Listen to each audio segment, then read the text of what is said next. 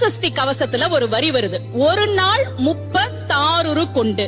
அதாவது கந்த சஷ்டி கவசத்தை ஒரு நாளைக்கு 36 முறை படிக்கணுமா. படிச்சா 7 மணி நேரம் ஆகும். நான் படிச்சிருக்கேன். ஆனா கலியுகத்துல கந்த சஷ்டி கவசத்தை ஒரு நாளைக்கு 36 முறை படிக்கிறதுக்கு நேரம் இருக்காதுன்னு தான் அதுலயே சூட்சுமமாக ரகசியமாக ஒரு விஷயம் சொல்லப்பட்டிருக்கு. முருகனுடைய அருளால் நான் தெரிஞ்சுக்கிட்டேன். அதை நான் உங்களுக்கு சொல்றேன். ரவண பவச ரரரரரரரா ரிவன பவச ரிரிரிரிரிரி, இதுக்கெல்லாம் என்ன அர்த்தம் நான் தேடி தேடி தேடி முருகன் அருளால் தெரிஞ்சுக்கிட்டேன். சரவண பவ முருகனுக்கான மந்திரம். இத 6 முறை சொல்லணும்.